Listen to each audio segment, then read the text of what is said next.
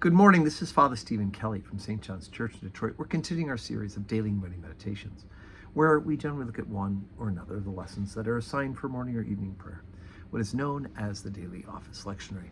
And today, for Saturday, let's continue working our way through the story of the book of Daniel. The last 2 days, we hear about how Nebuchadnezzar, the king of Babylon, has set up this golden idol and has commanded everybody to worship. But those who were jealous against the Jews who had some leadership in some of the provinces, they accused to Nebuchadnezzar Shadrach, Meshach, and Abednego, these 3 Jews who will not worship the false god. And so he calls them to account.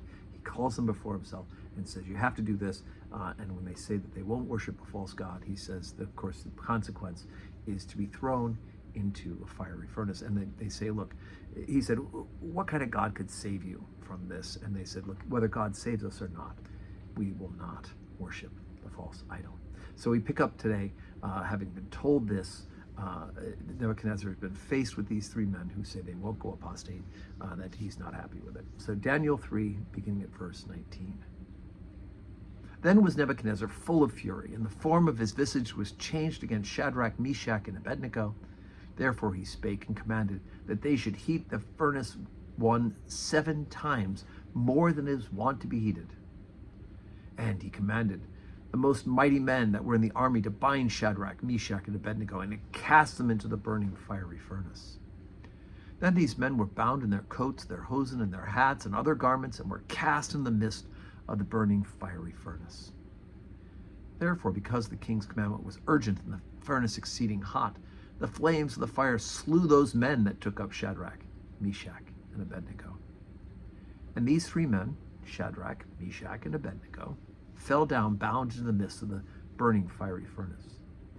Then Nebuchadnezzar, the king, was astonished, and rose up in haste, and spake and said unto his counselors, Did not we cast 3 men bound into the midst of the fire? They answered and said unto the king, True, O king. And he answered and said, I see 4 men loose, walking in the midst of the fire, and they have no hurt. And the form of the 4th is like the Son of God. Then Nebuchadnezzar came near to the mouth of the burning fiery furnace, and spake, and said, Shadrach, Meshach, and Abednego, ye servants of the Most High God, come forth and come hither. Then Shadrach, Meshach, and Abednego came forth in the midst of the fire. And the princes, governors, and captains, and the king's counselors, being gathered together, saw these men, upon whose bodies the fire had no power, nor was a hair of their head singed, neither were their coats changed, nor the smell of fire passed on them. Then Nebuchadnezzar spake and said, Blessed be the God of Shadrach, Meshach, and Abednego, who hath sent his angel and delivered his servants that trusted in him, and have changed the king's word and yielded their bodies, that they might not serve nor worship any god except their own God.